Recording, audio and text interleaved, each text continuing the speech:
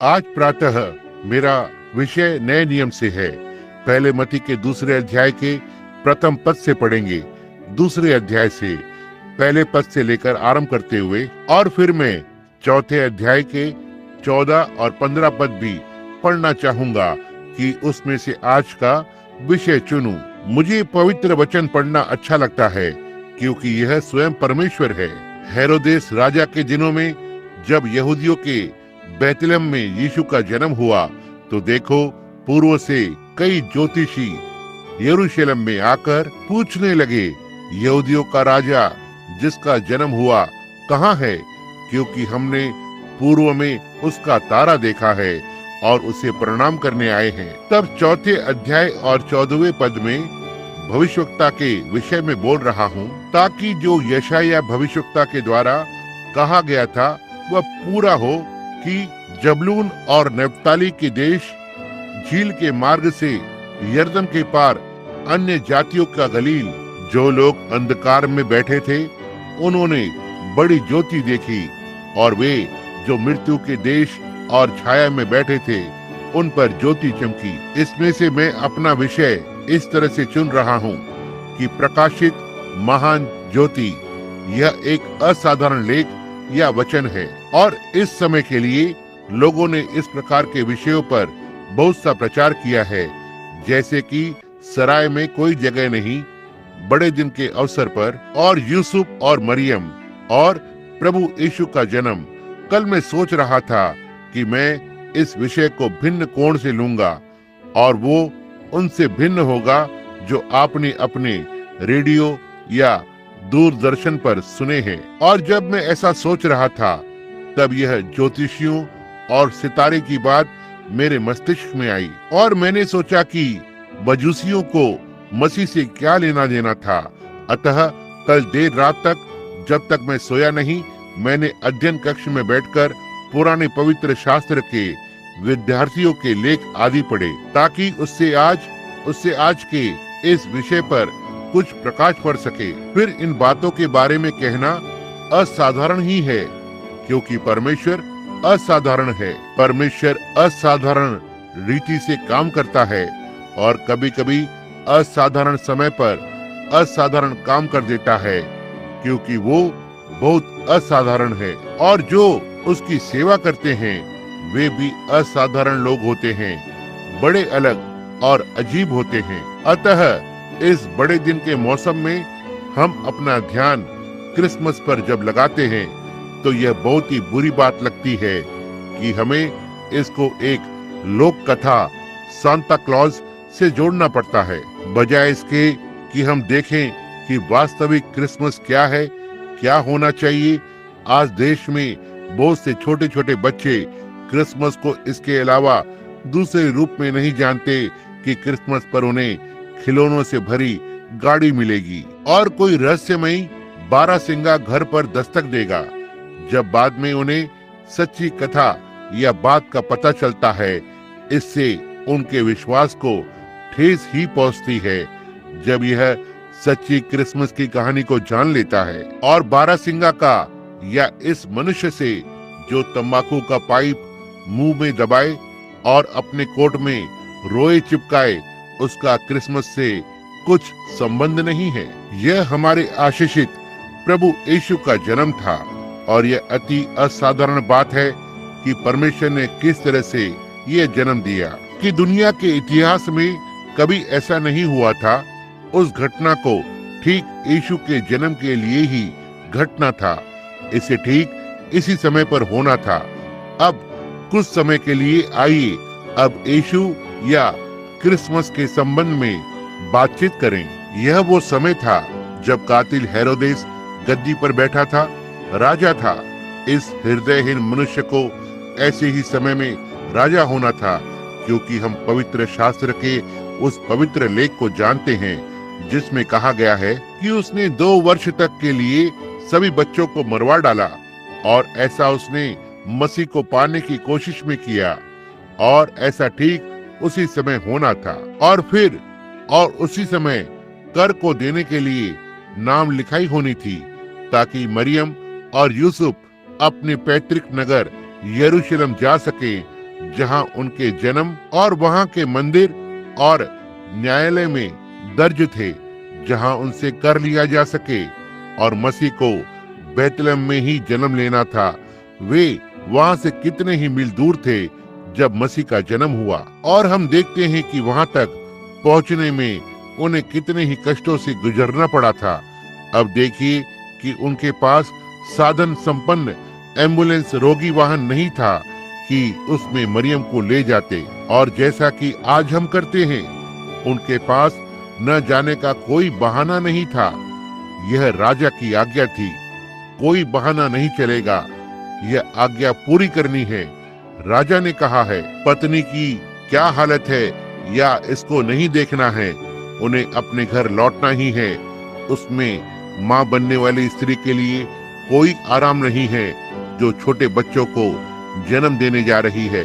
सफर करने का कोई साधन नहीं है, या तो पैदल या फिर गधे की पीठ पर बैठकर जाना है। और हमने पढ़ा है कि यूसुफ ने इस मरियम को, जो किसी भी क्षण माँ बनने की स्थिति में थी, और गधे की पीठ पर बैठा दिया। अगर किसी ने कभी गधे के ऊपर सवारी करी है तो पता होगा कि वो सफर कितना कष्टपथ होता है। टेढ़े मेढ़े, खराब, उबड़ खाबड़ सड़के पथ से वह छोटा सा गधा पहाड़ों पर नीचे यहूदिया से ऊपर बैतलहम की ओर आ रहा है। और उबड़ खाबड़ रास्ते से क्या होता अगर उस गधे का पैर फिसल जाता और वो माँ बनने वाली मरियम सहित गिर जाता। या फिर उन दिनों में काफी लोग अपने गृह नगरों को लौट रहे थे। पूरा देश यात्रियों से भरा था जो अपने अपने शहरों को लौट रहे थे, और यह समय डाकुओं के लिए बहुत उत्तम समय था। डाकू लोग इन थोड़े से लोगों को देख उन्हें लूट सकते थे। डाकू सवार होकर और उनकी हत्याएं करके सामान लेकर और भाग सकते थे। इस नौजवान दंपत्ति के लिए यह कैसा भारी समय था जिसका सामना उन्हें करना पड़ा था।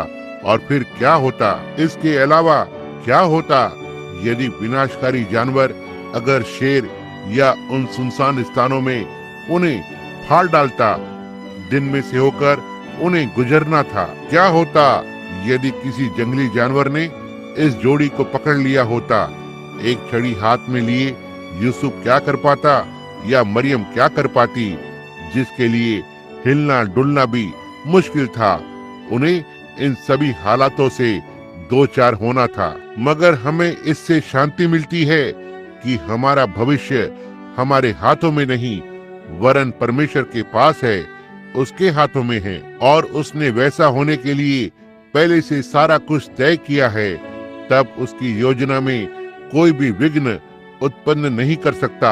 हमारा पहुंचना निश्चित है। वहाँ किसी तरह का भय नहीं था, जबकि मरियम और यूसुफ खुद साधारण लोग थे और पढ़े लिखे नहीं थे, और उनके पास उन बातों को जानने और समझने का कुछ साधन नहीं था जो वचन अनुसार उस समय घटित हो रही थी और वचन को पूरा कर रही थी। और आज भी ऐसा ही है।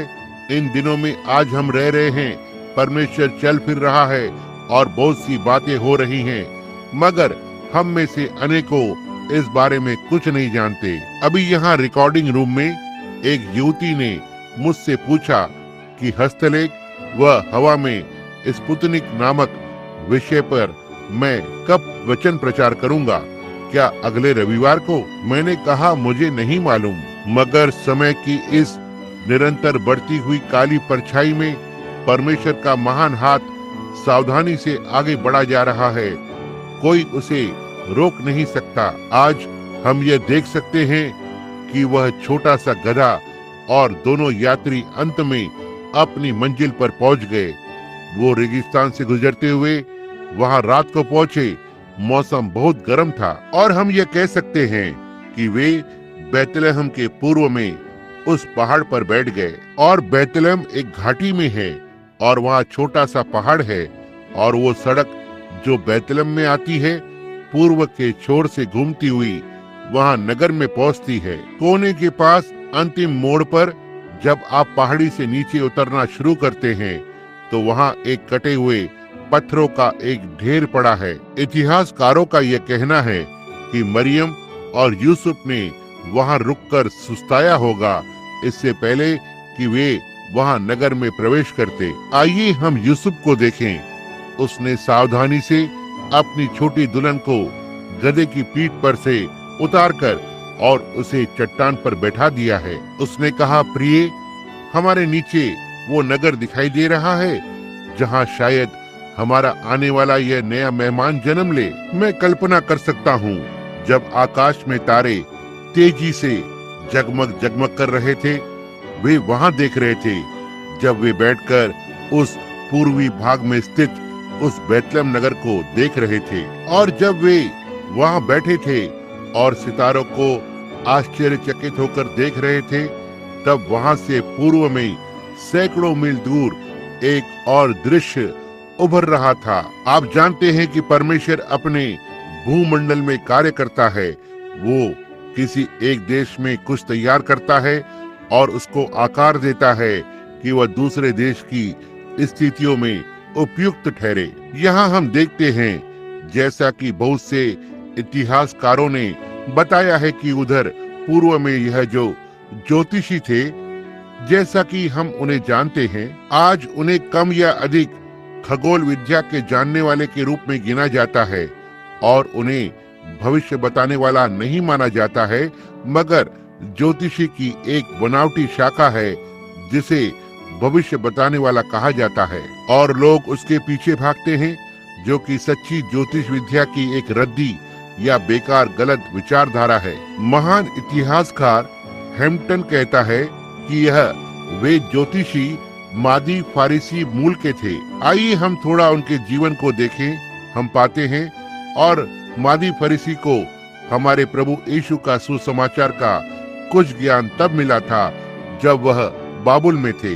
बहुत वर्ष पहले राजा नबूकदनेस्सर के समय में वहाँ ऐसे लोग थे, खगोल विद्या के नाई, जो सितारों और आकाश मंडल का अध्ययन करते थे, और वे चिन्हों तथा सितारों के चलने के आधार पर बहुत घटनाओं को बता दिया करते थे जो होने वाली होती थी। पुराने समय के राजा ऐसे लोगों से विचार विमर्श किया करते थे होने वाली घटनाओं के बारे में जो जगह लेने जा रहे थे। परमेश्वर जो कुछ करने वाला होता है उसे धरती पर करने से पहले आकाश के क्षितिज पर करता है। वो पहले उसे आकाश में लिख देता है। वे तारे जो हम देखते हैं और जो हमें आकाश में 5 कोने वाले से दिखाई देते हैं, मगर वे एक दुनिया है जो हमारी धरती से कई गुना बड़े हैं और सूर्य की रोशनी को प्रतिबिंबित करते हैं। और ये लोग निश्चित रूप से सुसमाचार से परिचित हो गए।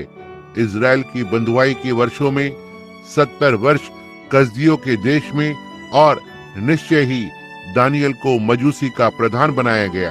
वो नबी अपनी बड़ी समझ और बुद्धि के द्वारा होने वाली बातों को बता देता था, और वहाँ वो जान जाता था कि परमेश्वर क्या करने जा रहा है। इसलिए उसे मजूसी पर हाकिम ठहराया गया था। अपने बाप दादाओं के द्वारा संजो कर रखे गए पवित्र लेख ज्योतिषियों के पास थे, जिनका अध्ययन में किया करते थे, और दानियल प्रभु के वचन को लिखा करता था। अतः हम समझते हैं कि उस समय तक लोग जानने लगे थे और इस बारे में सभी एक मत थे कि उन्होंने एक सच्चे परमेश्वर के ज्ञान और सामर्थ्य को देखा है जो किसी भी ज्योतिष से कहीं बढ़कर है। यही बात राजा नबूकदनेस्सर या बेलशस्सर के यहाँ उस रात के उस जश्न में साबित हो चुकी थी कि तब कोई भी कसदियों के व्यक्ति या ज्योतिष दीवार पर अंकित उस लेख को नहीं पढ़ सका था, मगर जीवते परमेश्वर की सामर्थ और पवित्र आत्मा के द्वारा दानियल ने वह लेख पढ़ा और समझ लिया था, और इसलिए दानियल के द्वारा लिखित लेख पवित्र माने जाते थे और आज भी माने जाते हैं। अब पूरब के देशों में उन्हें कुछ और पुकारा जाता था। मुझे भारतवर्ष में उनसे बात करने का अवसर मिला था।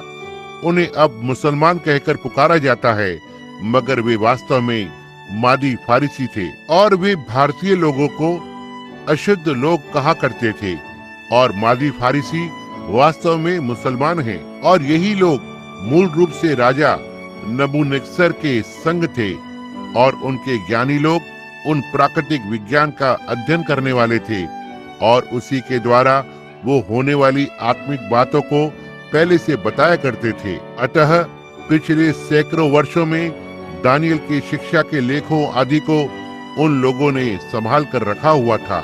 वे लोग क्या करते थे कि सांझ के शुरू होते ही वह पहाड़ पर चले जाते थे। वहाँ ऊपर उनका एक किला होता था, और उस किले में ही ज्योतिषियों का भवन बना होता था। वहाँ पर वे फुजाद नामक एक पर्व मनाया करते थे। भोजन के बाद वह ऊपर छत पर पहुंच जाते थे, या जहाँ एक मीनार बनी होती थी। सूर्य छिपने के बाद इस मीनार से वे आकाश मंडल का अध्ययन किया करते थे, जैसा कि मुसलमान अक्सर करते हैं। वे सूर्य के सामने सिर झुकाकर अल्लाह अल्लाह पुकारा करते थे, और कई दफा वे जल से खुद को जल से आशीष दिया करते थे। आज तक वे ऐसा ही करते हैं। अधिकतर उनकी सबसे पवित्र चीज आग होती थी। वे ऐसा विश्वास करते थे कि सच्चा परमेश्वर आग में रहता है, और ये जानकर कितना आश्चर्य होता है कि एक ही जीवित और सच्चा परमेश्वर ज्योति में रहता है, और वो भस्म कर देने वाली आग है। किस तरह से वे लोग पवित्र आग जलाया करते थे, और वो आपको देखते रहते थे, क्योंकि उनका विश्वास था कि एक सच्चा परमेश्वर आग में रहता है, और वो स्वयं को उन पर प्रकट करता है। और उस सूरज के छिपने के बाद आग बहुत तेज जलती दिखाई देती थी। अतः वे अपनी वेधशाला की मीनार पर चढ़कर ऊपर आकाश को देखा करते थे, और वे इस विद्या में निपुण थे, और वे उन आकाशीय तारों की प्रत्येक हरकत का मतलब समझते थे। वे बड़ी तत्परता से सितारों के हिलने डुलने को निहारा करते थे। काश मसीही लोग केवल इतना ही कर सकते, सितारों को नहीं वरन परमेश्वर के वचन को देखते रहें, जो हम पर प्रकट होता जा रहा है। कितना अच्छा हो यदि हम आज इन बातों को ध्यान से देखें जो परमेश्वर ने करने का वादा किया था, और जिन पर हम बहादुरी के साथ स्थिर हैं। परमेश्वर ने इन्हीं बातों को करने की प्रतिज्ञा करी थी, जैसे कि बीमारी को चंगा करना व महान आश्चर्य कर्मों को दिखाना। उसी दानियल ने, जिसने उन्हें आने वाली घटनाओं के बारे में बताया था, उसी ने यह कहा था कि अंत के दिनों में वही लोग बड़े बड़े काम करेंगे जिन्होंने अपने परमेश्वर को भली प्रकार जाना था। वचन पूरा होना जरूरी है। हम खोज करें तो ऐसा ही पाएंगे। आप ध्यान दें कि परमेश्वर स्वयं को उन पर ही प्रकट करता है जो उसकी खोज करते और उसे देखने की चाह रखते हैं। तुम मेरे निकट आओ तो मैं तुम्हारे निकट आऊंगा, प्रभु ने यही कहा है।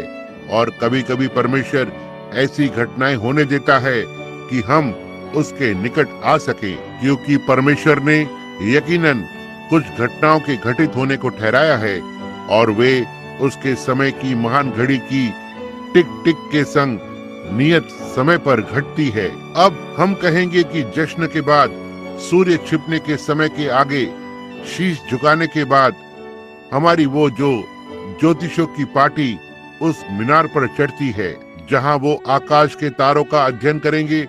और जब आकाश में तारों का चमकना शुरू हो गया तो पुराने ज्ञानी लोगों के पुराने हस्तलेख खोल दिए गए, और उसमें से देखकर उन्होंने कहा कि अमुक अमुक घटनाओं के होने की भविष्यवाणियां हैं। शायद उनका विषय बड़े बड़े राज्यों के गिरने और उनके पतन के बारे में था, जिस पर लंबे समय तक बातचीत चलती रही, और ऐसी बातें होती रहीं कि लोगों का सामाजिक स्तर पहले कैसे रहा था, और युद्ध किसने धरती को रौंदकर और सेनाओं के लहू से उसे नहलाया था।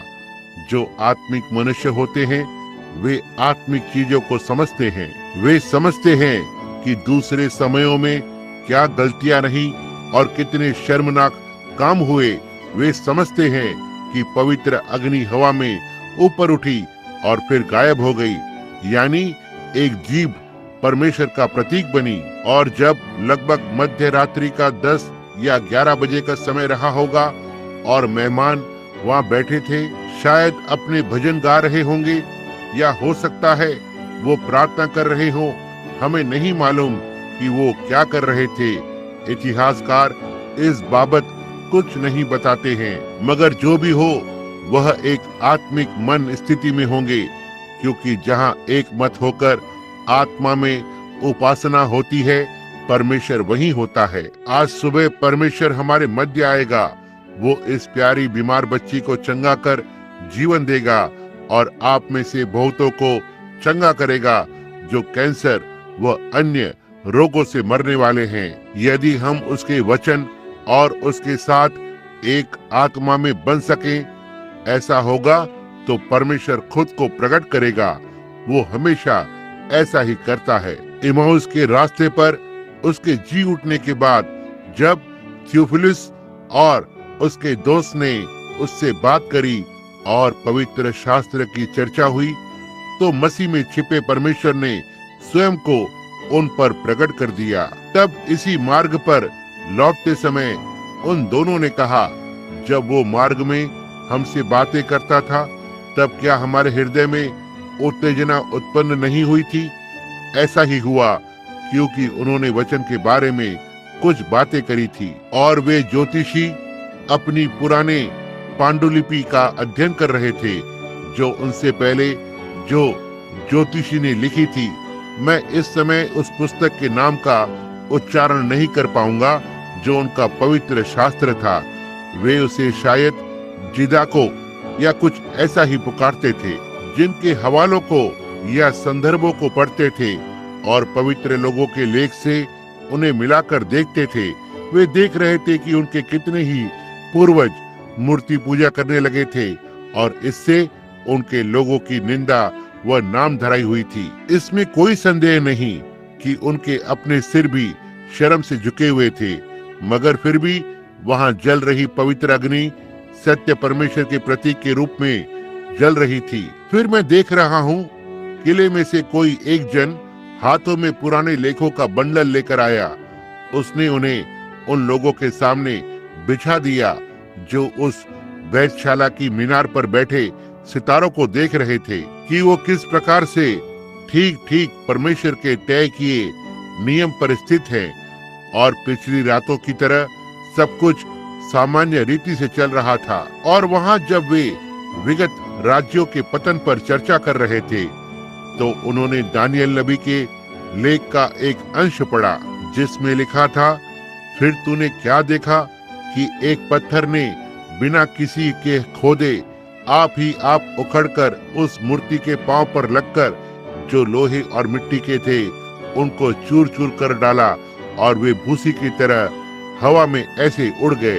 वो पत्थर जो मूर्ति पर लगा था वो बड़ा पहाड़ बनकर सारी पृथ्वी में फैल गया और उसका राज्य अनंत काल का राज्य होगा। इसे पढ़कर उनकी आशा ऐसे समय पर ठहर गई जब राज्य स्थिर बना रहेगा और जब राज्य नाश न होगा, क्योंकि एक सच्चे और जीवित परमेश्वर का अनंत राज्य आ रहा है। और जब उन्होंने ऐसा सोचा और वचन पर ध्यान दिया, तभी उनमें से किसी एक ने ऊपर आकाश में देखा और उनके बीच में एक अजनबी था। उन्होंने एक ऐसा प्रकाश देखा जो पहले कभी नहीं देखा था। वो शाही सितारा था जो उस समय तक ज्योतिषियों की नजर में पहले कभी नहीं आया था, मगर इस समय वहां था। क्यों? क्योंकि पवित्र शास्त्र के लेख को पूरा होना था। आप पूछेंगे तब, भाई ब्रहणम, क्या आप सोचते हैं कि परमेश्वर उन ज्योतिषियों से व्यवहार करेगा? इब्रानियों 1 अध्याय और पहले पद में पवित्र शास्त्र बताता है कि पूर्व युग में परमेश्वर ने बाप दादाओं से थोड़ा थोड़ा करके और भांति भांति से भविष्यवक्ताओं के द्वारा बातें करी, यानी सभी प्रकार से बातें करी। प्रेरितों के काम नामक पुस्तक के अध्याय 10 पद 35 में लिखा है कि परमेश्वर किसी का पक्ष नहीं लेता, वरन हर जाति में जो उससे डरता और धर्म के काम करता है वो उसे भाता है। चाहे आप गलती पर हो, फिर भी अपने हृदय की इस मनसा की धार्मिकता से कि आप परमेश्वर की सेवा करना चाहते हैं, परमेश्वर इसका आदर करेगा। सो इसलिए संप्रदायों की कोई रेखा नहीं है जिसे वे निर्धारित कर सकें, जो परमेश्वर को किसी भी निश्चित मत सिद्धांत के लिए रोक देगा, क्योंकि परमेश्वर तो मानव हृदय के उद्देश्य को देखेगा और वहीं से अपना काम शुरू करेगा। हम पाते हैं कि यह ज्योतिषी या मजूसी अपने मन में ईमानदार थे और एक सच्चे परमेश्वर को देखने की लालसा रखते थे, और वे उस भविष्यवाणी के पूरा होने की बाट जो रहे थे, जिसमें कहा गया था कि प्रभु का एक ऐसा राज्य आने वाला है जिसका कभी अंत न होगा और वो अनंत काल तक बना रहने वाला राज्य होगा। यही वो समय था जब वो सितारा, जिसे हम आज भी सितारा कहकर पुकारते हैं, आकाश में दिखाई दिया। मैं कल्पना कर सकता हूँ कि वह ज्योतिषी उस तारे को देखकर अवाक रह गए होंगे जो सौर मंडल के नियमों के विरुद्ध प्रकट हुआ था। वे उस अजीब तारे को देखकर चकित हुए जो असंख्य तारों के बीच से निकलकर यह सूचित कर रहा था कि कोई विलक्षण घटना घटने जा रही है।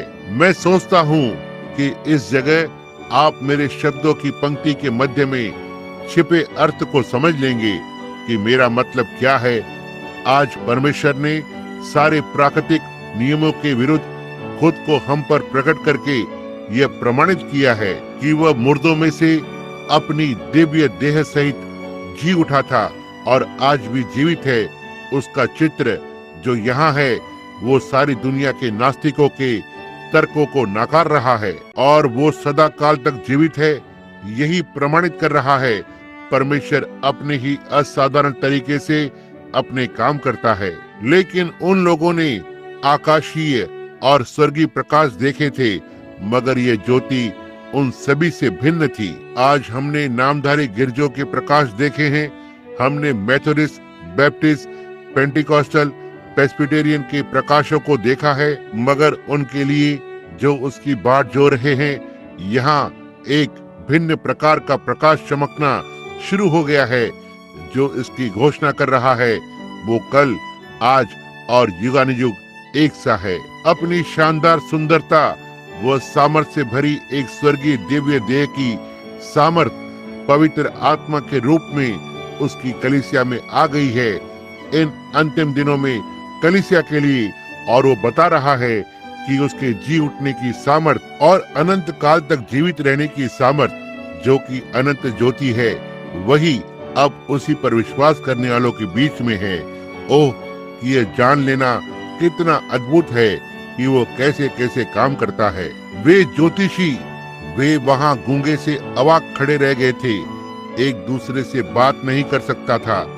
उस ज्योति की महिमा से वे गुम से खड़े रह गए थे। ओह, आज भी किस तरह से वैसा ही होता है कि मेरे जर्जर मित्र, जब कोई ऐसा मनुष्य उसके पास आता है जो उसकी सामर्थ्य को नहीं जानता कि यीशु नई ज्योति, वो नई आशा देता है। जब वो मनुष्य मसीह की दिव्य उपस्थिति में आता है तो वो मसीह पर उसका विश्वास उसे मंत्र मुक्त सा कर देता है। यह वैसा करना नहीं है कि आप वेदी पर जाकर सेवक से सीधे हाथ मिलाएं, ना ही ऐसा है कि आप तालाब में जाकर बपतिस्मा लें या कोई बर्तन में भरे जल से अपने पर छींटे मारें। यह तो एक ऐसे प्रकाश में चलना है जिसे आपने पहले कभी नहीं जाना। यह तो दिव्य विश्वास का लंगर है जो प्रत्येक उस बात के अस्तित्व को ही नकार देता है जो परमेश्वर के वचन के विरुद्ध होता है। यह नया जीवन संचार करता है, यह मृत प्राय को आशा देता है और असहाय और दुर्बल जन को साहस देता है। वो बीमारों को चंगाई देता है और जिसका कोई नहीं होता उसे संभालता है। उसकी उपस्थिति के प्रकाश में जाना कितना अद्भुत है। यह कोई मन घड़त बात नहीं है, ना ही यह कुछ ऐसा है कि कोई अपने मन मस्तिष्क में इस तरह की विचारधारा बना ले।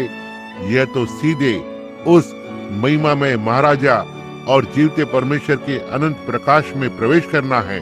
जब कुछ ऐसा हो जाता है कि उसे आप में एक नई आशा बन जाती है, तब चाहे आप कितने भी अधिक बीमार हों, उसके बाद शैतान के लिए उस आशा के विरुद्ध कुछ भी कहना बेकार होता है, क्योंकि वो आशा हमेशा के लिए दृढ़ बांधी जाती है। कोई प्रभाव नहीं पड़ता, चाहे शत्रु आपको गलत जीवन को जीने के लिए कितना भी उत्साहे, आप हमेशा के लिए विश्वास के लंगर से बांधे गए हैं, क्योंकि आप उसकी उपस्थिति में चले जाते हैं, एक दिव्य प्रकाश में प्रवेश करते हैं, जिससे आप अंदर से बदल जाते हैं और आनंद से भर जाते हैं।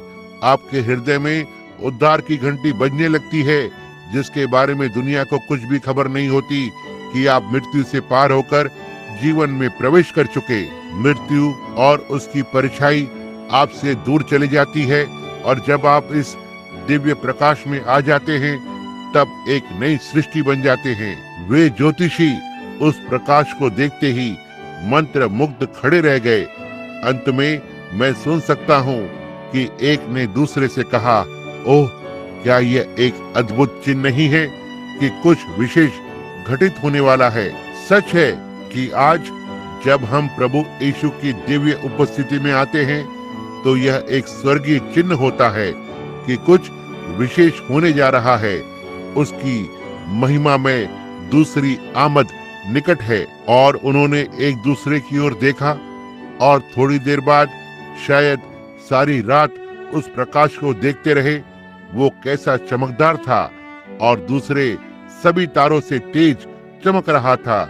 ऐसा लगता है कि वो सितारे से अपनी नजरें हटा ही नहीं पाए होंगे कि दूसरे तारों को देख सकें। और मुझे विश्वास है कि अगर हम उस महान अनंत प्रकाश की ओर देखते रहें जो हमारे सामने चमक रहा है, तो हम अपने नामधारी गिरजों को नहीं देखेंगे, और ना ही यह कहेंगे कि हम बैप्टिस्ट हैं, या प्रेस्बिटेरियन, या पेंटिकॉस्टल हैं, या कुछ और हैं। हम बस उस प्रकाश की ओर ही निहारते और जीवित रहते हैं।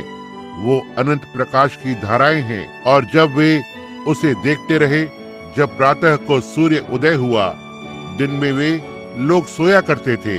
मैंने उन्हें भारत में देखा है कि किस प्रकार सड़कों के किनारे सिर से सिर जोड़े सोते रहते हैं। दिन में वे सोते हैं और रात को सितारों की गतिविधियों का अध्ययन करते हैं। जो परमेश्वर की बाट जोते हैं, वे ही उसे देखेंगे। उसकी आशीषों का आनंद वही लोग ले पाएंगे जो उस पर विश्वास करेंगे। केवल वही चंगाई पाएंगे जो चंगाई पर विश्वास करते हैं। केवल वही उद्धार पाएंगे जो उद्धार पाने पर विश्वास करते हैं। विश्वास करने वालों के लिए सब कुछ संभव है, मगर वो मस्तिष्क के द्वारा सोची, लहू और मांस से समझी बात नहीं होनी चाहिए। वो तो सीधे परमेश्वर के द्वारा भेजे गए प्रकाशन से होता है। जैसा कि हम देखते हैं, हम पाते हैं कि रातों रात एक के बाद दूसरी रात वो सितारों को पढ़ते चले आ रहे थे। उन्होंने आपस में विचार किया था, लेखों को पढ़ा और उसमें खोजबीन करी थी। मैं कल्पना करता हूँ कि उनमें से एक कहता होगा, यहाँ देखो, यह एक और इब्रानी लेख है, उनके नबी जो बिलाम के नाम का है, और वो कहता है कि याकूब के लिए एक तारा उदय होगा। और उन्होंने उस लेख को पूरा होते देख लिया था। ओह, उनके हृदय कितने अधिक आनंदित होंगे। और यह देखकर हमारे हृदयों को कितना आनंदित होना चाहिए कि आज के दिन, बुरे दिनों में जिनमें हम रह रहे हैं, हम परमेश्वर के पवित्र लेखकों को पूरा होता देखें। वह अपने ऊपर पड़ते उसके महान खोजी प्रकाश को देखें। तब जबकि वे उसे देख रहे थे, आश्चर्यजनक रूप से एक रात वो सितारा चलने लगा, और हम सर्वदा प्रकाश के संग चलते हैं, और वो प्रकाश पश्चिम की ओर खिसकने लगा। शीघ्रता से उन्होंने अपने ऊंट को तैयार किया, अपना सामान आदि उस पर रखा, और भेंट भी रख ली। और मैं देख सकता हूँ, जब वे उस प्रकाश के पीछे चले, तो वह जान गए थे कि यह स्वर्गीय प्रकाश है, और यह किसी महान ज्योति को प्रतिबिंबित कर रहा है। मित्रों, वैसा ही आज है। जब हम चमकते तारे को देखते हैं, तो हम जानते हैं कि वह सूर्य के प्रकाश का प्रतिबिंब है। हम चांद को चमकते देखकर यह जान जाते हैं कि यह एक बड़े प्रकाश का प्रतिबिंब है। जब हम कलीसिया को चमकते देखते हैं तो जान जाते हैं कि एक महान अविनाशी में अनंत कालिक प्रकाश का प्रतिबिंब है। मगर जब हम स्वयं को अंधकार में ढकेलते हैं और अपने मन और विश्वास को परे हटाकर यूं कहते हैं कि आश्चर्य कर्म करने के दिन तो बीत गए, अब ऐसा कुछ नहीं होता, तो मानो हम परमेश्वर के अनंत प्रकाश से अपनी पीठ फेर रहे होते हैं। मैं देख सकता हूँ कि वे चलते रहे और पहाड़ों से गुजरकर पश्चिमी ढलान पर उतर गए। वे उस ढलान पर चलते हुए टिग्रिस नदी तक पहुँच गए और वे उस विशाल टिग्रिस नदी के किनारे किनारे नीचे की ओर चलते हुए बाबुल तक पहुँचे। फरात नदी की झील से पार हुए और फिलिस्तीनी देश में से गुजरते रहे। आनंद मनाते वे रात में सफर करते थे, क्योंकि रात को मौसम ठंडा होता है और रेगिस्तानी इलाकों से गुजरना आसान बन जाता है। एक बात और थी कि उन्हें उस प्रकाश के पीछे चलना था जो रात को साफ चमकता था। वही प्रकाश उनका मार्गदर्शक था और चलते चलते अंत में भी यरूशलेम पहुंच गए। मगर जब वो प्रकाश यरूशलेम तक पहुंचा तो गायब हो गया। जब वे यरूशलेम पहुंच गए तो प्रकाश सहसा गायब हो गया, क्योंकि अब उनकी बारी थी कि वो स्वयं अपना प्रकाश बने। उस महानगर की धूर्त सड़कों से वे गुजरे। उस यरूशलेम में वे थे जो दुनिया की पुरातन राजधानी में से होते हुए उसके सरीका था, यरूशलेम। वहां कभी महान मल्कीसेदेक हुआ था, जिसके बारे में बड़े बड़े प्राचीन भविष्यवक्ताओं और लेखाकारों ने लिखा था। मगर इस समय वहां पर फैली बुराई, गंदगी, दुनियाई रीतियां, अधनंगी व परमेश्वर रहित जीवन शैली से सुसमाचार का प्रकाश उस नगर को छोड़कर जा चुका था। और यहूदियों के उस नगर में अन्य जातियों के लोग पुकार रहे थे, यहूदियों का उत्पन्न होने वाला राजा कहाँ है? क्योंकि हमने पूर्व में उसका तारा देखा है और उसे दंडवत करने आए हैं। यह आज की कितनी चौंकाने वाली बात है। जब हम इन बातों को देखते और इन पर विचार करते हैं तो एक करुणा करने वाले स्वर्गीय पिता हमें कितना अजीब लगता है। यहूदी लोग इस तरह से सो रहे थे कि पूर्व से दूर के देश से सफर करके अन्य जातियों के वे ज्योतिषी यहूदियों के राजा को ढूंढते हुए वहां तक पहुंच गए थे, मगर उन्हें कुछ भी पता न था। आज परमेश्वर ने ऐसे लड़के लड़कियों को चुना है जो पढ़े लिखे नहीं है और बस शुरू की 2-4 कक्षाएं पढ़े हैं। उन्हें पवित्र आत्मा की सामर्थ्य में उठाकर खड़ा किया गया है और वे इन नामधारी गिरजों के कानों में चिल्ला रहे हैं कि यीशु अपनी महान सामर्थ्य में यहाँ है कि वह स्वयं को लोगों को प्रकट करे। मगर इन नामधारी गिरजों को कुछ भी पता नहीं है। वे मजूसी या ज्योतिषी उसे दंडवत करने पहुंचे थे। वे राजाओं के राजा को आदर मान देने पहुंचे थे और नामधारी गिरजे अपने संस्थागत स्वरूप में सो रहे हैं और इस बारे में कुछ नहीं जानते। वे तो अजनबी बने हैं। कैसी अजीब बात है कि यह ज्योतिषी जो अन्य जातियों के पशु वृत्ति वाले मनुष्य हैं, जो अपने चित्र में वस्त्र पहने ढीले ढाले वस्त्रों में फुंदने लटकाए वहां खड़े हैं। जैसा कि कभी फिलौन ने कहा है कि वे मजूसी खुद राजा तो ना थे, मगर वो इतने महान जरूर थे कि वो महाराजा के सम्मानीय अतिथि थे। और वही ज्योतिषी अपने देश के शाही पशु की पीठ पर बैठे सड़कों पर पूछते फिर रहे थे, यहूदियों का राजा जो पैदा हुआ वो कहाँ है? पवित्र शास्त्र बताता है कि सारा यरूशलेम और हेरोदेस राजा तक सभी परेशानी में पड़ गए थे। उनकी गवाही ने सभी को हिलाकर रख दिया था। क्या आज ये बुरी बात नहीं है कि नामधारी गिरजे अपनी धर्म स्कूल की मूर्खताओं को छोड़कर जीवते मसीह की सामर्थ और महिमा को नहीं देख रहे हैं? और आज दुनिया में अनपढ़, अशिक्षित सभी गिरजों में से निकले लोगों के द्वारा जीवन आंदोलन सा दुनिया में धूम मचा रहा है। आकर और जीवते परमेश्वर की महिमा को देखो।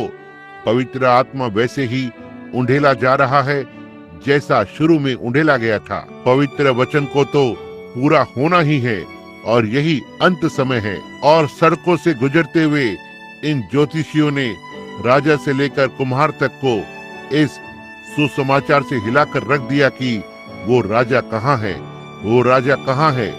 उन लोगों के पास उसका कोई जवाब नहीं था। और आज जब स्पुतनिक आकाश में घूम रहे हैं, जब सब कुछ भस्म हो जाने के चिन्ह प्रकट हुए हैं कि अंत एकदम निकट है, जब पुरुष और स्त्री पापों में उलझे हैं, वह अधार्मिक जीवन जी रहे हैं, जब लोग पूछते हैं कि ये क्या हो रहा है, गिरजों के पास कोई उत्तर नहीं है, गहरी नींद में सो रहे हैं।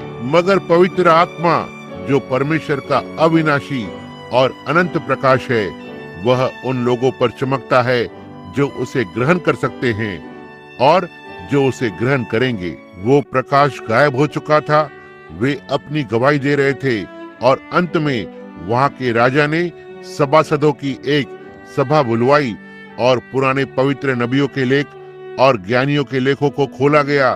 तब एक छोटे से नबी की भविष्यवाणी उन्हें मिली, उसका नाम मीका था। और उन लोगों ने राजा से कहा कि ऐसा लिखा है कि हे बैतलहम, तू जो यहूदी के देश में है, तू किसी रीति से यहूदी के अधिकारियों में सबसे छोटा नहीं, क्योंकि तुझ में से एक अधिपति निकलेगा जो मेरी प्रजा इज़राइल की रखवाली करेगा। अतः ये यहूदियों के राजा का मसीह का जन्म बैतलहम में ही होना चाहिए। तो वहाँ कोई उन मजूसियों या ज्योतिषियों को ये बतलाने वाला नहीं था कि बैतलहम कैसे जाएं, मगर जैसे ही वे उस अंधेरी नगरी को छोड़कर उसके फाटकों से बाहर आए, तो वही प्रकाश फिर से उनके सामने आ गया। वही सितारा फिर से दिखाई दिया और पवित्र शास्त्र बताता है कि उस तारे को देखकर वे अति आनंदित हुए। उन्होंने जरूर थोड़ा जय जयकार किया होगा। वे अत्यंत आनंदित हो गए थे, वे आत्म विभोर हो चुके थे। वे तारा फिर से उनका मार्गदर्शन बनकर उन्हें उनकी मंजिल तक पहुंचाने आ गया था। वे उस तारे के पीछे पीछे चले। अब उन्होंने देखा कि वो तारा पहले से कुछ निचाई पर आ गया था, कुछ निकट आ गया था। और अंत में जब वो रात भर उसी के संग आनंद मनाते परमेश्वर की प्रशंसा करते चलते रहे, परमेश्वर उनके साथ था। मगर अंत में वो सितारा रुक गया और जहाँ वो रुका वो एक छोटी सी जगह थी, एक गुफा थी जो पहाड़ी के सिरे पर थी। और वो तारा इस गुफा के ऊपर ठहर गया। और यह मजूसी या ज्योतिषी अपने 1 साल 6 महीने के सफर भर सड़क पर चलते निरंतर एक उसी तारे को देखते रहे और उन्होंने कुछ नहीं देखा सिवाय उस तारे के निर्देश के। जब वो तारा ठहर गया तो वो अंदर गए और वहां उन्होंने उस बालक को, यूसुफ और मरियम को पाया। और उन्होंने अपनी झोली में से उपहार निकाल लिए और उन्होंने उसे सोना, मूर और लोबान चढ़ाया। अगर हमारे पास समय है तो हम यहाँ थोड़ा सा रुक जाएं। सोना किस बात का प्रतीक है? इसका कि वो राजा था, उसे राजा बनाया नहीं जाना था, वो जन्म से राजा था, वो परमेश्वर का अनंत राजा था, वो एक राजा था। अतः उन्होंने उसे सोना चढ़ाया और उन्होंने उसे लोबान चढ़ाया। यह एक बहुमूल्य सुगंधित पदार्थ होता है। सबसे बढ़िया लोबान जो उपलब्ध था वही उन्होंने चढ़ाया। लोबान किस बात का प्रतीक है? सुगंध, सुगंध है। यीशु परमेश्वर को भाने वाली सुगंध था, क्योंकि उसने बीमारी को चंगा किया, वो अच्छे भले काम किए। सोना क्योंकि वो एक राजा था, लोबान इसलिए चढ़ाया क्योंकि वो परमेश्वर को अच्छी लगने वाली एक सुगंध था। उसके जीवन से परमेश्वर इस कदर प्रसन्न हुआ कि उसने यीशु के अंदर अपनी सारी पवित्रता और सुंदरता भर दी और उसकी पवित्रता यीशु के द्वारा जाहिर हुई, प्रतिबिंबित हुई। ओह ओह, काश हम परमेश्वर को भाने वाली सुगंध बन सके।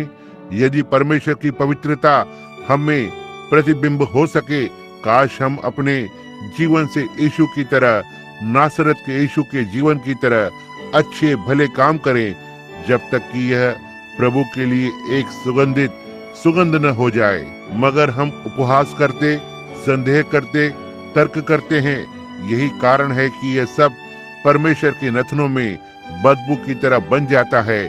हमारा जीवन अब भी उन पुरानी धाराओं में चल रहा है जहाँ नहीं चलना चाहिए। हम ऐसी बातें कहते हैं जो हमें नहीं कहनी चाहिए। हम ऐसे काम करते हैं जो हमें नहीं करने चाहिए। हम बड़े भयंकर क्षणों में हंगामा करते हैं और मसीह का इनकार करके दुनिया का पक्ष लेते हैं। यही कारण है कि हम उसके लिए मन भावने गंध नहीं बन पाए। मगर यीशु ऐसी ही सुगंध था और उन ज्योतिषियों ने उसे लोभान भेंट किया। अब देखें कि उन्होंने उसे मूर भी दिया। हर कोई जानता है कि मूर एक बहुमूल्य मगर कड़वी जड़ी बूटी होती है। मूर किस बात को दर्शाता है? यह महान सर्वोत्तम बलिदान का प्रतीक है। उसका जवान जीवन सलीब पर मारा कुटा गया, जहां दुनिया के पापों ने उसे चूर चूर कर दिया था। सोना इसलिए दिया क्योंकि वो राजा था। लोभान उसके प्यारे जीवन का प्रतीक था और मूर इसलिए कि उसने पापियों के लिए अपनी जान बलिदान करी। वो हमारे ही अपराधों के लिए घात किया गया और हमारे ही धर्म के कामों के लिए कुचला गया। हमारी ही शांति के लिए वो सताया गया कि उसके कोड़े खाने से हम चंगे किए जाएं। यही कारण था कि उन्होंने उसे मूर भेंट किया। परमेश्वर से स्वप्न में चेतावनी पाकर वे दूसरे मार्ग से लौटकर चले गए। वे वापस लौटकर नहीं आए। उनका सफर और उद्देश्य पूरा हो गया था। सितारे का मार्ग तय हो चुका था। उसका काम पूरा हो गया था। मित्रों, आज तारे से हम क्या मतलब समझते हैं? दानियल 12:3 में हमें इसका उत्तर मिलता है। वहाँ कहा गया है, वे जो बुद्धिमान हैं और अपने परमेश्वर को जानते हैं, उनकी चमक आकाश मंडल की सी होगी। और जो बहुतों को धर्मी बनाते हैं, वह सर्वदा तारों की नाई प्रकाशमान रहेंगे। अब आज हम क्या हैं? हम तारे हैं। हर एक नया जन्म प्राप्त मसीही जन प्रभु यीशु मसीह की गवाही है। एक सितारा है जिसके द्वारा प्रभु यीशु की सामर्थ और पवित्रता प्रतिबिंबित होती है, ताकि यीशु का जीवन प्रतिबिंबित हो और उसकी सिद्धता उसके वचन के द्वारा प्रतिबिंबित हो। उसकी चंगाई की सिद्धता की सामर्थ प्रकट हो और उसके जी उठने को सिद्ध किया जा सके। और उसी तरह से हम हर बात में मसीह को प्रतिबिंबित कर सके, जिस प्रकार उसने परमेश्वर पिता को प्रकट किया था। हम तारे हैं। देखिए, यह आपको किस प्रकार का सितारा होना चाहिए। यह सितारा अपनी स्वयं की सामर्थ्य से प्रकाशित नहीं था, वरन यह सर्वशक्तिमान परमेश्वर की स्वर्गीय सामर्थ्य के निर्देशन में काम कर रहा था। और अगर हमें पापियों को मसीह तक खींचकर लाना है, तो हमारे लिए पवित्र आत्मा का निर्देशन जरूरी है। रोमियो 8:1 कहता है कि सो जो अब मसीह में है, उन पर दंड की आज्ञा नहीं, क्योंकि वो शरीर के अनुसार नहीं वरन आत्मा के चलाए चलते हैं। अगर हम सितारे बनने जा रहे हैं, यदि हम मसीह के प्रकाश को प्रतिबिंबित करना चाहते हैं, यदि हम पापियों को उसके पास लाना चाहते हैं, तो हमें पवित्र आत्मा के नियंत्रण व मार्गदर्शन में चलना जरूरी है। ठीक है, हमें साधारण बनकर नहीं बल्कि असाधारण बनकर रहना जरूरी है।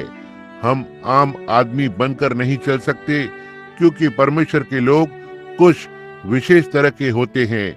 विगत समयों और कालों से वे ऐसे ही रहे हैं। हालांकि वह सितारा अजीब था, मगर तेज प्रकाश दे रहा था।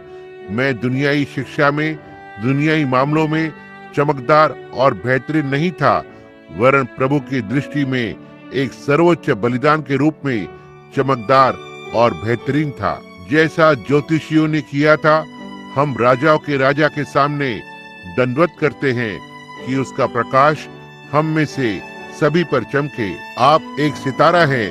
प्रत्येक मसीही एक तारा है जो खोए हुओं के लिए मार्गदर्शक है, जो थके हारे पथिक को राह दिखाने वाला है, जो यीशु को खोज रहे हैं, उनको सहायता करने वाला है। और फिर सितारा स्वयं अपने आप नहीं चमकता, उसे पवित्र आत्मा के द्वारा ही नियंत्रित होना जरूरी है। उसे अपने जीवन में परमेश्वर की शानदार ज्योति को प्रतिबिंबित करना चाहिए। उसे दुनिया की चीजों से अलग रहकर अपने वर्तमान जीवन को धार्मिकता व गंभीरता सहित बिताना चाहिए। उसके द्वारा उसे एक महान चमकते प्रकाश को प्रतिबिंबित होना जरूरी है। फिर हमें क्या करना है? हमें उठ खड़े होकर नित्य प्राय लोगों के लिए परमेश्वर के प्रकाश को चमकाना है। दुनिया के इस गहरे अंधकार में हमें प्रभु यीशु मसीह की सामर्थ व उपस्थिति को चमकाना है, प्रकट करना है तथा उसके जी उठने की सामर्थ को दर्शाना है। जैसा वो कल था वैसा ही आज भी वो परमेश्वर को प्रतिबिंबित कर रहा है। मगर याद रखिए कि सितारा फिर दोबारा एक बार उसका काम पूरा हो जाने के बाद अपने को कोई आदर सम्मान नहीं देता। सितारा केवल उन मनुष्यों को उनकी मंजिल तक लाया था और उसने उन्हें वो सिद्ध ज्योति दिखाई थी। और मित्रों, आज रात हम जितने यहाँ हैं सब मसीह की देह के हिस्से हैं, परमेश्वर की ज्योतियां हैं।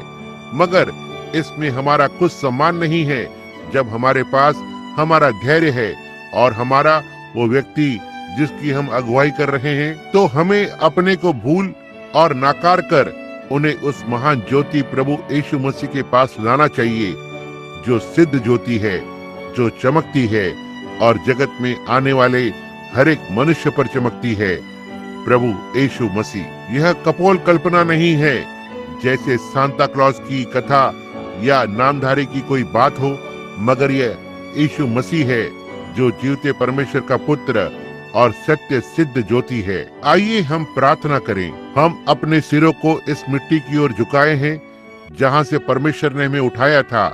किसी दिन आपका फिर से मिट्टी में मिल जाना उतना ही तय है जितना रातों को सितारों का चमकना, वह दिन को सूर्य का चमकना। क्रिसमस की पूरे संध्या के समय आप यहाँ हैं और अगर आप इच्छुक हैं कि पवित्र आत्मा आपको उद्धारकर्ता तक लेकर जाए और यदि उसे आप अपना मुक्तिदाता ग्रहण करना चाहते हैं, तो अपने हाथ प्रभु की ओर उठाकर कहें कि परमेश्वर मुझ पर दया कर, नित्य प्रति मेरे पथ को चमकाता चल और अंत में मुझे उस ज्योति के पास पहुंचा दे, ताकि मेरा जीवन उसके जीवन से मिल जाए और मुझे अविनाशी अनंत प्रकाश प्राप्त हो सके। मेरी प्यारी बहन, प्रभु आपको आशीष दे और आपको भी बहन, और मेरे भाई आपको भी प्रभु आशीष दे।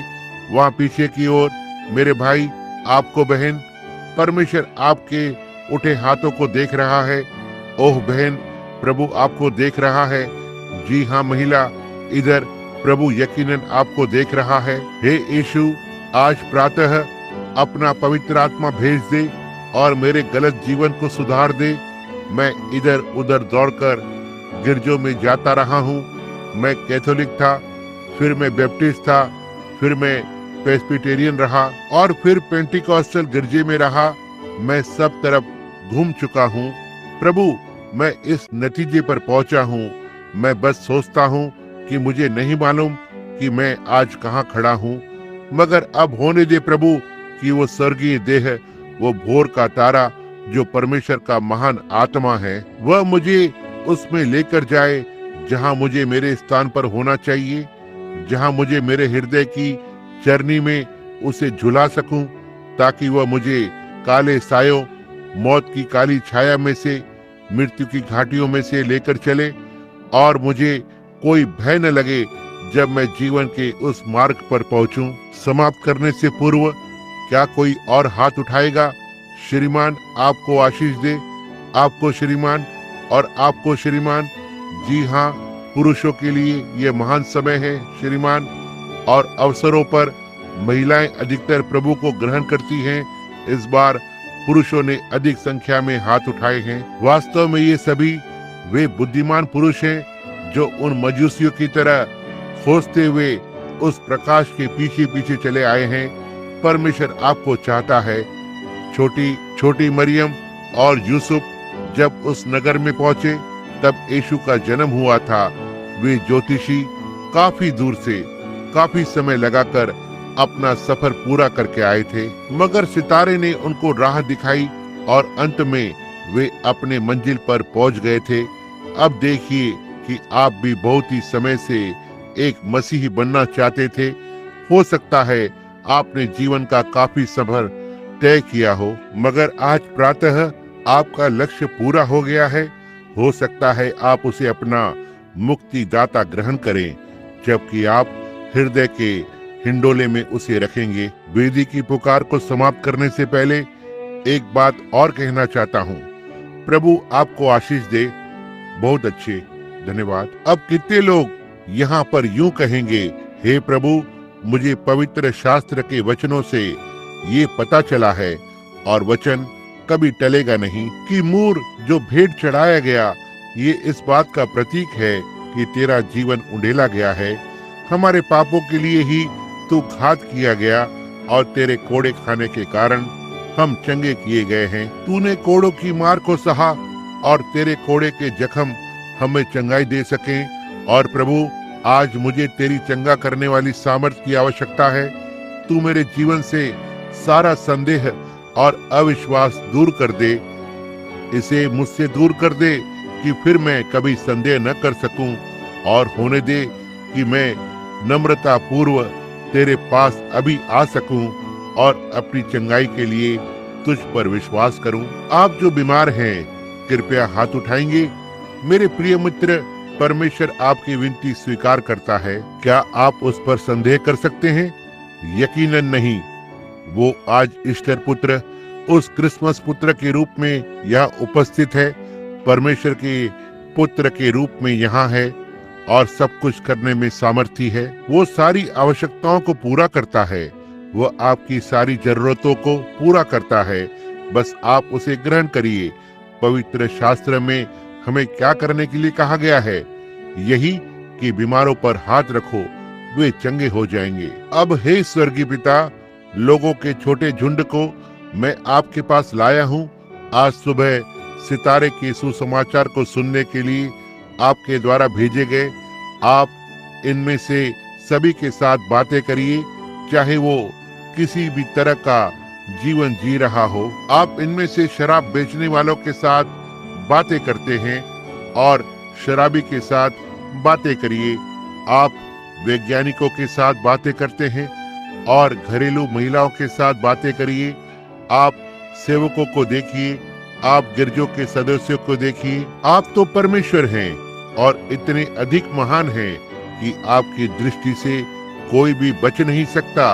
आप उन लोगों पर करुणा करिए जिनके हृदय सच्चे और ईमानदार हैं, चाहे वो लोग किसी भी देश और किसी भी विश्वास को मानने वाले क्यों ना हो। मेरा विचार है आज प्रातः 20 या 30 लोगों ने अपने हाथ तेरी ओर उठाए हैं।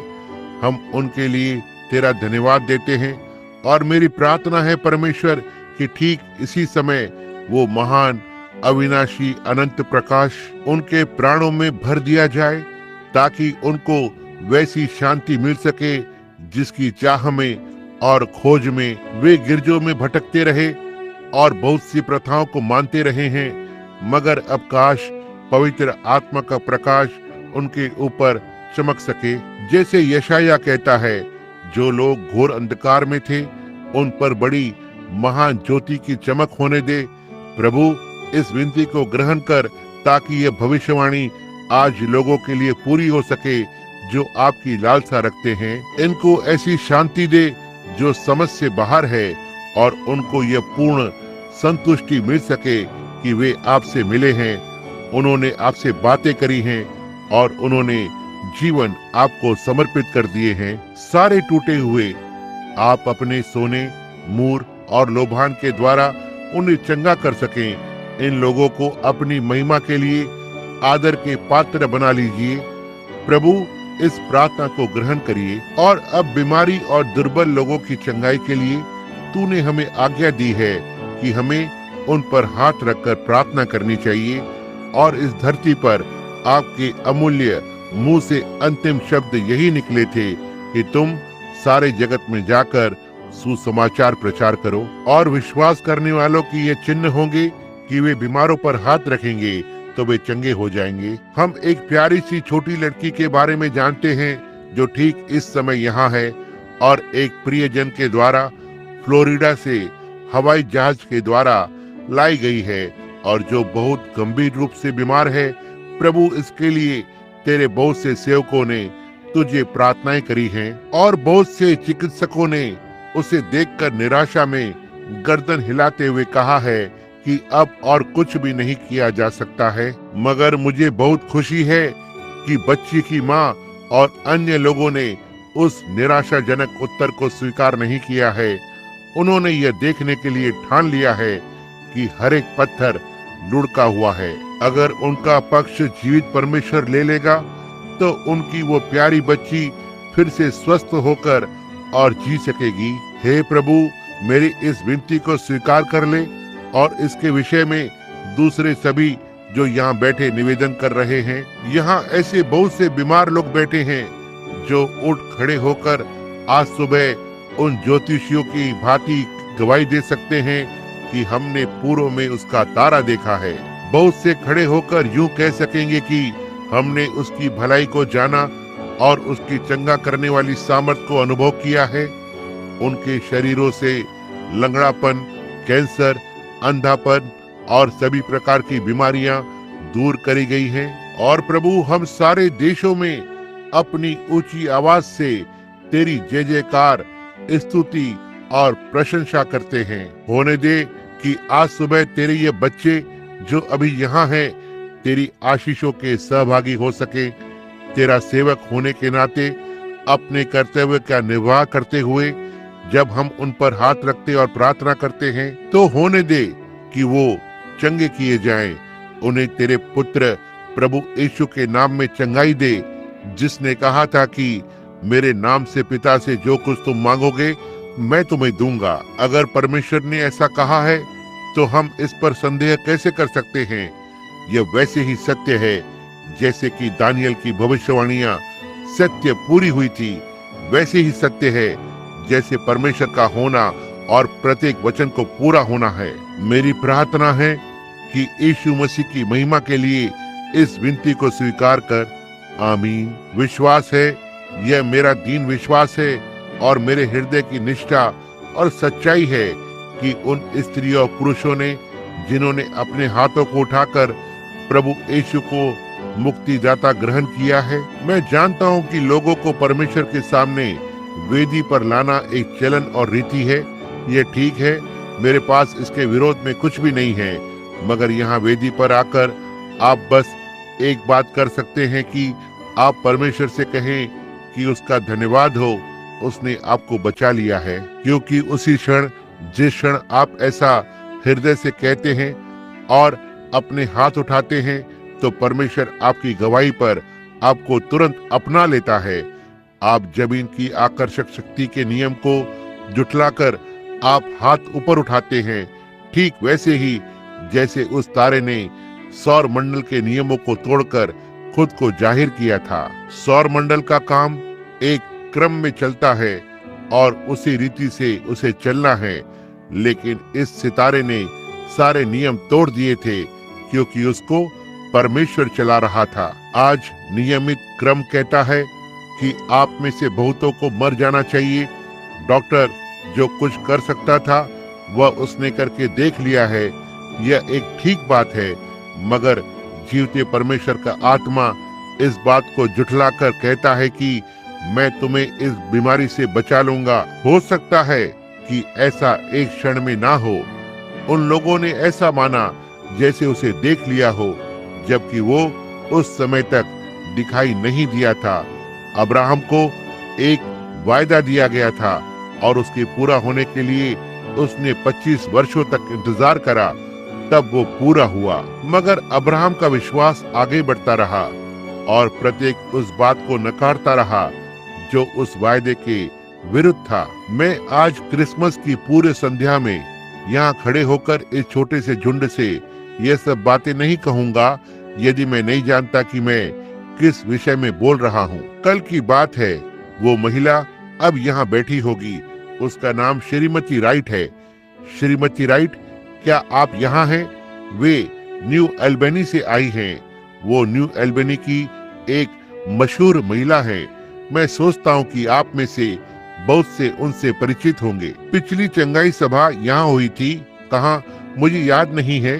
तब मैं हृदय के गुप्त भेद प्रकट करने की अभिषिक्त स्थिति में था। अगले रात रविवार प्रभु चाहेगा तो हम कोशिश करेंगे कि हृदय की गुप्त बातें हमें बताए। हम ऐसा रविवार प्रातः नहीं कर सकते। पिछले सप्ताह रविवार प्रातः आपने देखा था कि क्या हुआ था। देखो, क्योंकि लोग रविवार प्रातः आकर लाइन में नहीं खड़े हो पाए और आदि क्योंकि आप लोगों को घर पर बर्तन आदि धोने होते हैं तथा अन्य काम करना होता है। मगर रविवार की रात, शायद आगामी रविवार रात, हम प्रभु चाहेगा तो हम मनों के गुप्त भेद प्रकट करने की चेष्टा करेंगे। जब हृदयों की गुप्त बातें प्रकट करी जा रही थी, तब की एक घटना मैं आपको बता रहा हूँ जो कि श्रीमती राइट से संबंधित है। वो यहाँ नहीं आ सकी थी। न्यू एल्बनी के चिकित्सक, मैं उनका नाम नहीं ले सकता हूँ, लेकिन ऐसा करना बुद्धिमानी नहीं होगी क्योंकि कई बार वे भी नहीं चाहते कि उनका नाम लिया जाए। जहाँ तक संभव हो, हम सब के संग शांति से रहना चाहते हैं और हम अपने चिकित्सकों को प्रेम करते हैं। शायद बहुत से चिकित्सक आज प्रातः बैठे हैं। मेरे बहुत से मित्र डॉक्टर हैं जो बहुत भले मनुष्य हैं, अच्छे मसीह लोग हैं जो परमेश्वर पर भरोसा रखते हैं। वे केवल मनुष्य हैं और चंगाई देने वाले वे लोग नहीं हैं। जो कुछ वह कर सकते हैं, जो वे शारीरिक रूप से कर सकते हैं, वो प्राकृतिक स्तर पर करते हैं। वे टूटी हड्डी को तथा स्थान जमाते हैं, वहां उत्पन्न बाधाओं को दूर करते हैं या कुछ ऐसा ही करते हैं। मगर कोशिकाओं का निर्माण तो परमेश्वर को ही करना होता है। केवल परमेश्वर ही ऐसा है जो चंगा कर सकता है या तंतुओं को रच सकता है। कोई भी दवाई यह काम नहीं कर सकती। अब देखिए कि इस महिला के हृदय में जमे हुए लहू का एक धब्बा था। वो 60 के दशक की आयु वाली महिला थी। उसका पूरा शरीर इस तरह से सूजा दिखाई दे रहा था कि वह असाधारण रूप से मोटी नजर आ रही थी। और उन्होंने मुझे फोन किया और मेरी पत्नी ने मुझे फोन थमाते हुए कहा कि बिली, वे न्यू एल्बनी से एक महिला तुमसे बात करना चाहती है। मैंने फोन पर कहा, ठीक है बहन, आप सुबह यहाँ आ जाइए। हम आज आराधनालय में चंगाई सभा करने जा रहे हैं। उसने जवाब दिया, मेरे प्यारे, उसने कहा, भाई काश मैं उसे लेकर वहाँ आ सकती। वह तो हिलडुल भी नहीं पा रही है। कहा वह बस मरने वाली है और कहा उसके बचने की कोई आशा नहीं है। और कहा आपकी प्रार्थनाओं के द्वारा परमेश्वर ने जो महान काम किए हैं, हमने उनके बारे में सुना है। आप उसके लिए प्रार्थना नहीं करेंगे? क्या आप आएंगे? मैंने कहा मैं नहीं आ सकता, मगर क्या आप फोन का चोगा उसके कानों तक ले जा सकती हैं? उसने कहा ठीक है, मैं उसका पलंग सरका देती हूँ। उसने उसका पलंग सरकाकर फोन उसे दिया।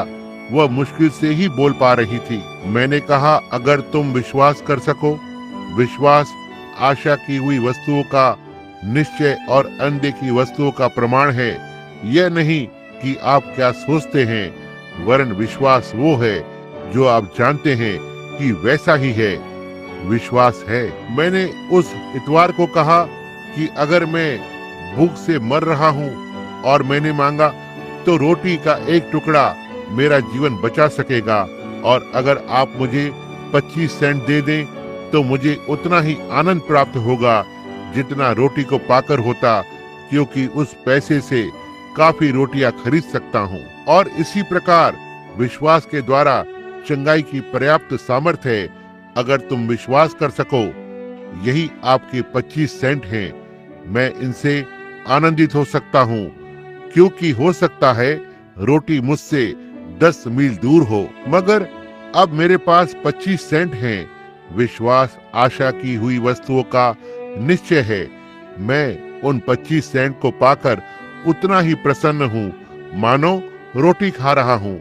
माना रोटी पाने के लिए मुझे काफी दूर जाना है। मुझे कांटों कटीले खुरदरे पर्वत से पहाड़ी के पार जाना है। हो सकता है पाँव में छाले पड़ जाएं और नीचे की ओर से होते हुए और ऊपर पहाड़ी के ऊपर से होते हुए, और मुझे पहले से अधिक भूख लगाए। जब तक मुझे ऐंठन न हो जाए, मुझे बहुत भूख लगी हो, मगर मैं उस सारे समय प्रसन्न रहूंगा क्योंकि 25 सेंट मेरे हाथ में है।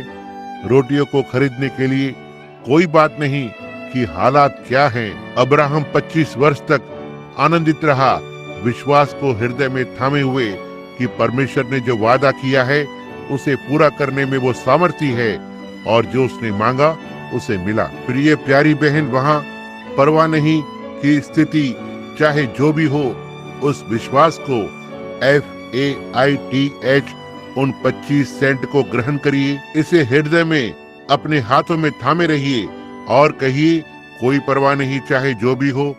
अब देखिए, अब वास्तव में आपको विश्वास करना है।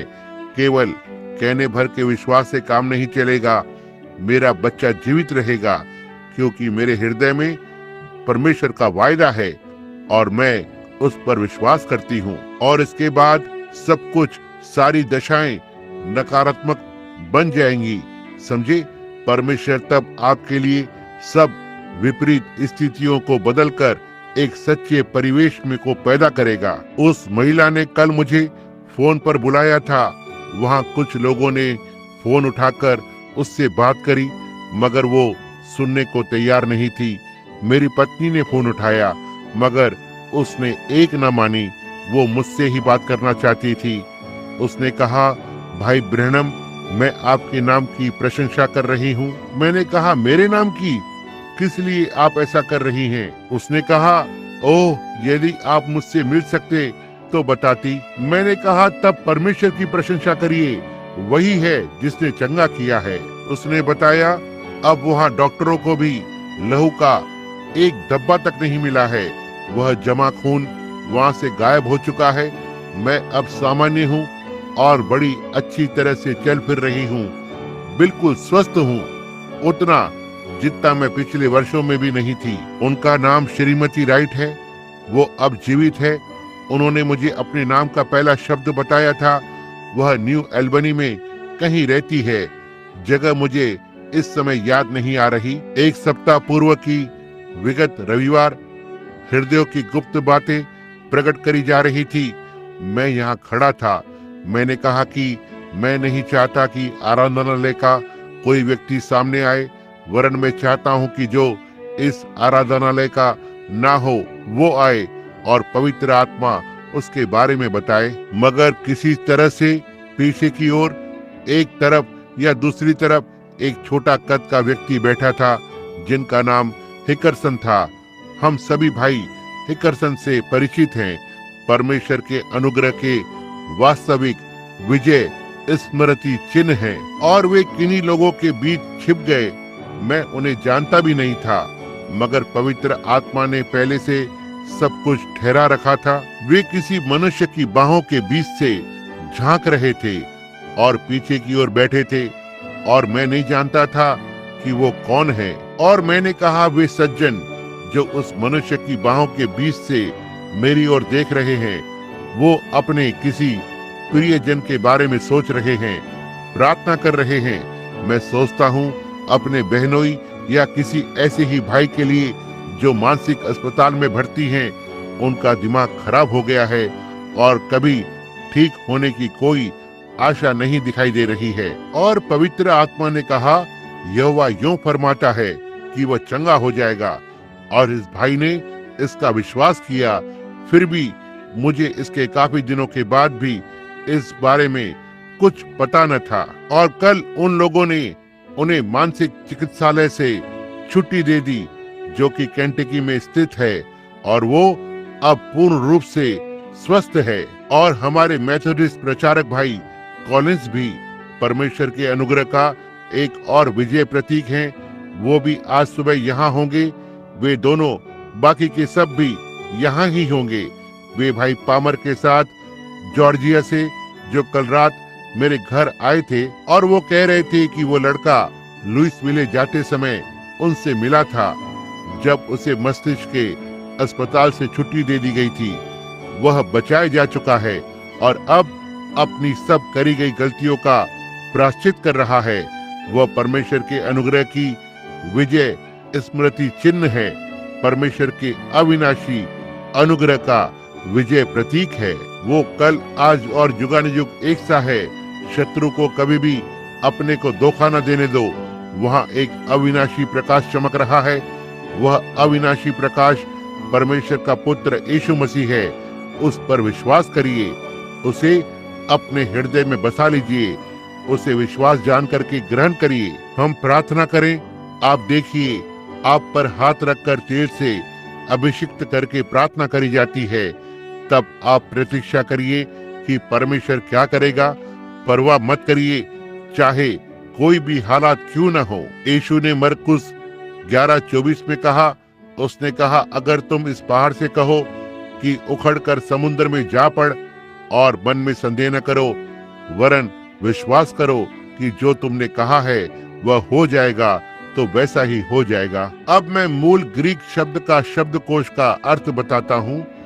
उसके आधार पर यूं कहा जाएगा, अगर तू इस पहाड़ से कहे कि तू उखड़कर समुद्र में जा पड़े और अपने मन में संदेह न करे, वरन विश्वास करे कि जो तुमने कहा है वह पूरा होगा, तो वैसा ही हो जाएगा। जब आपने कहा पहाड़ यहाँ से उखड़ कर जा और वह फिर भी वहाँ खड़ा रहे, तो आप कहेंगे कि तो वैसा नहीं हुआ। ओह, मगर वैसा हुआ है। जब आपने कहा कि पहाड़ उखड़ जा, हो सकता है एक छोटा सा कंकड़ या मिट्टी का जरा सा कण उस मिट्टी के लाखों करोड़ों टन मिट्टी में से अलग हो गया हो। चाहे एक छोटा सा टुकड़ा ही हिला हो, मगर उसके उखड़ने की प्रक्रिया तो शुरू हो चुकी है। उसी विश्वास को थामे रहिए और उस पहाड़ को टलते और गायब होते देखिए। निश्चित रूप से ऐसा ही होगा।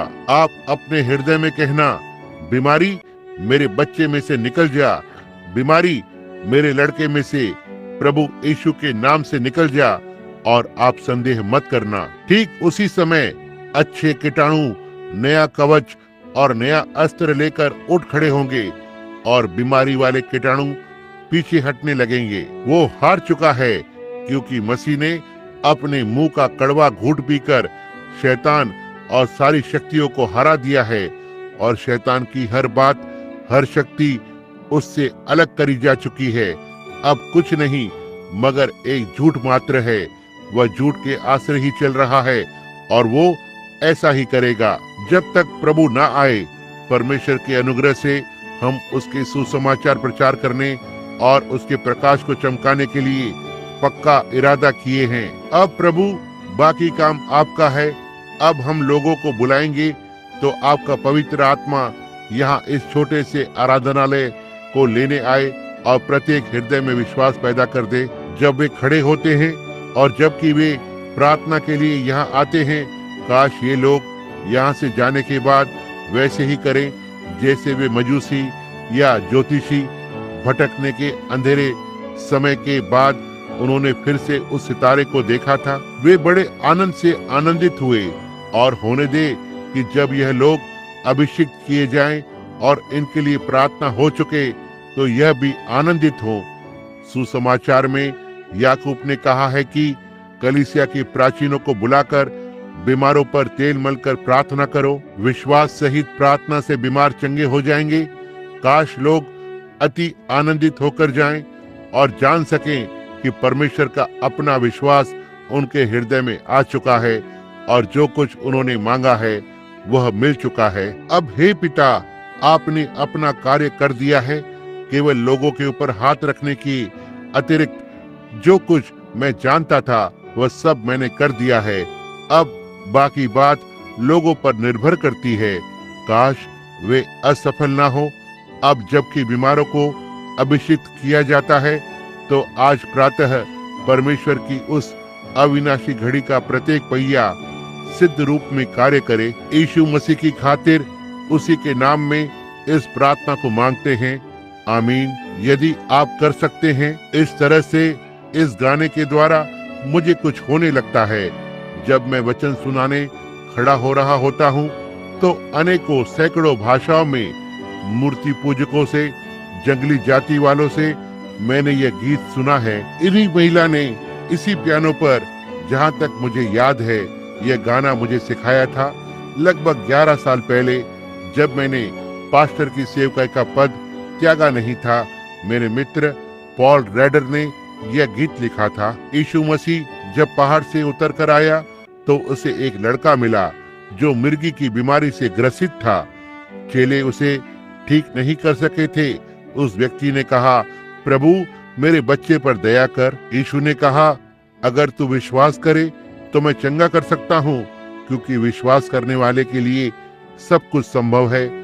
यही से पौलुस ने विश्वास पर वो लेख लिखा। अब अपनी बीमारी को ना देखें, क्या आप यह नहीं कर सकते? बस याद रखिए, वो यहाँ खड़ा है, वो बहुत प्यारा है। उसने इसकी प्रतिज्ञा की है, कैसे वो अपना प्रकाश चमका रहा है। दूसरों को देखिए जो चंगे हो चुके हैं, यकीनन आप भी हो सकते हैं। मेरी ओर देखिए, मैं अंधा था, अब देखता हूँ। दूसरों को देखिए, ओह प्रभु ने कैसे कैसे अद्भुत काम किए हैं। कितने लोग विश्वास करते हैं कि ठीक इस समय उनके मन में ऐसा भरोसा है कि वे कह सके कि मुझे विश्वास है कि यह पूरा हो चुका है। मुझे विश्वास है मैं ठीक इसी समय उसे ग्रहण कर सकता हूँ। मुझे विश्वास है कि मैं चंगा हो जाऊंगा। कोई परवाह नहीं कि स्थिति क्या बनती है। मैं तो बीमारी के इस पहाड़ से कह रहा हूँ कि तू मुझे या मेरे प्रियजन को छोड़कर चला जा, या हट जा, या जो भी है। और मुझे विश्वास है कि ऐसा ही होगा। फिर देखिए कि क्या होता है। वह बीमारी जाने लगेगी, समाप्त होना शुरू हो जाएगी, यह हिलना आरंभ हो जाएगा। पहली चीज आप जानते हैं क्या होगी? यह होगी कि डॉक्टर पूछेगा, यहाँ क्या हो गया? यह बात ठीक है अगर आप विश्वास कर सकें। भाई नेविल, क्या आप आएंगे? अब वे जो यहाँ इस बालकनी में हैं, इस ओर आकर खड़े हो जाएं, और जो इस ओर की बालकनी में हैं, वे ठीक पीछे जाकर घूमकर उनके पीछे आकर खड़े हो जाएं, ताकि बस एक पंक्ति बन सके। जब इनके लिए प्रार्थना करी जाती है, तब कलीसिया के बुजुर्ग एल्डर आकर उनके संग खड़े हो जाएं। अब हम इस छोटी बच्ची के लिए प्रार्थना करने उसके पास जाएंगे जो वहाँ लेटी है।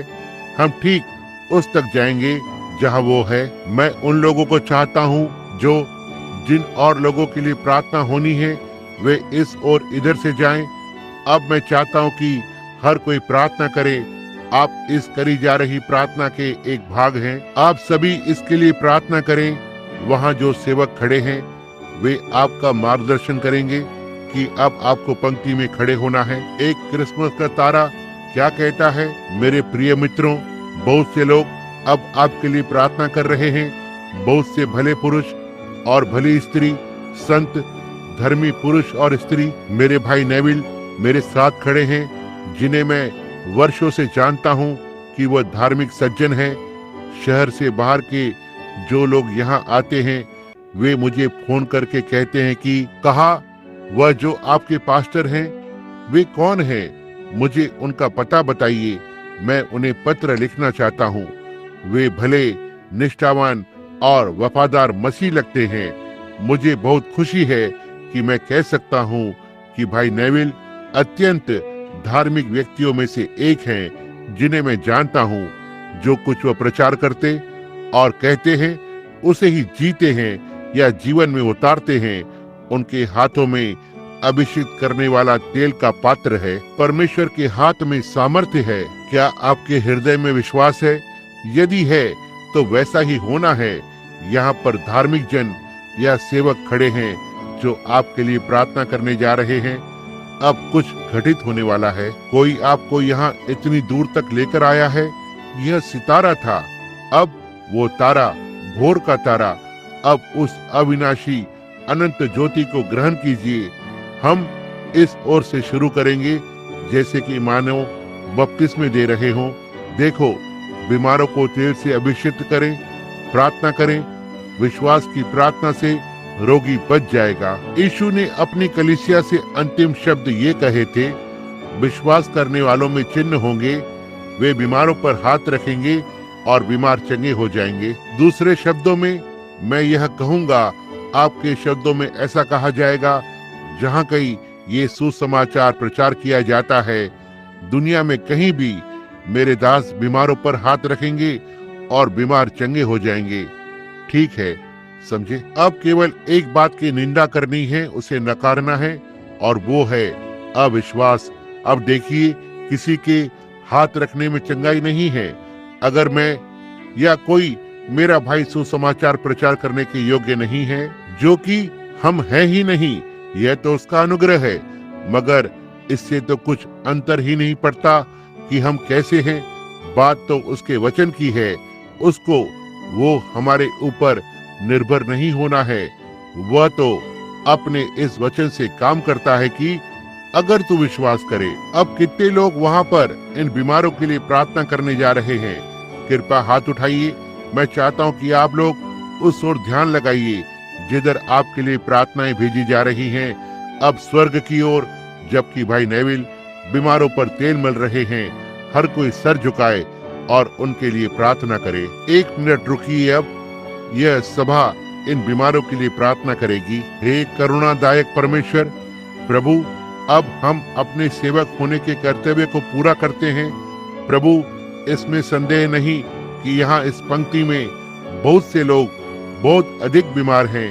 उनमें से कुछ तो मृत प्राय हैं और उनमें से कुछ रोगी कुर्सी पर ही बैठे हैं। उदाहरण के लिए फ्लोरिडा से आई वह छोटी बालिका, यहाँ बहुत से आए हैं जो जॉर्जिया और दूसरे स्थानों से हैं, और कुछ इंडियानापोलिस से और कुछ वहाँ ओहियो से आए हैं। वे इस प्रातः इस छोटे से झुंड में बैठे हैं। वे होटलों और आदि में ठहरे हुए हैं कि यह समय आए जब उनके लिए प्रार्थना करी जाए। यह लोग सभा में मौजूद रहे हैं और इन्होंने तेरे हाथ को लोगों तक पहुंचते उन्हें चंगा करते देखा है। और प्रभु, ठीक अभी यह सांता क्लॉज की गढ़ी हुई कहानी हटाकर इन लोगों को असली क्रिसमस उपहार दीजिए। प्रभु, इनको इसी समय अच्छा स्वास्थ्य दीजिए, क्योंकि यह लोग विश्वास करते हुए आपके पास आए हैं और हम आ रहे हैं। हम स्वर्ग के प्रभु परमेश्वर और इन लोगों के बीच में खड़े हैं कि उनके लिए बिचवाई करें, कि हम उनके लिए प्रार्थना निवेदन करें, अपनी आवाज में विनती करें। होने दे प्रभु कि विश्वास को ग्रहण करने में इनमें से एक भी जन ना चूके। हमें मालूम है कि वचन ऐसा कहता है, हमें पता है कि हम वचन पर विश्वास करते हैं। अब प्रभु, होने दे कि वे उसके मिलने में विश्वास कर सकें। इन्होंने जो चाहा है और उसे पा सकें। अब हम मसीह के राजदूत बनकर इस पूरी कलीसिया रूपी देह सहित इनके लिए एक मत होकर प्रार्थना कर रहे हैं कि यह चंगाई पाए। होने दे कि ऐसा ही हो। काश जब यह यहाँ से जाएं तो अत्यंत आनंद मनाते जाएं, क्योंकि वो भोर का प्रकाश हम पर चमका है। स्वर्ग की महान चकाचौंध वाली प्रकाश धाराओं ने हमारा मार्ग हमें दिखाया है और हम जीवते प्रभु यीशु को उसकी महिमा और सामर्थ्य में देख रहे हैं।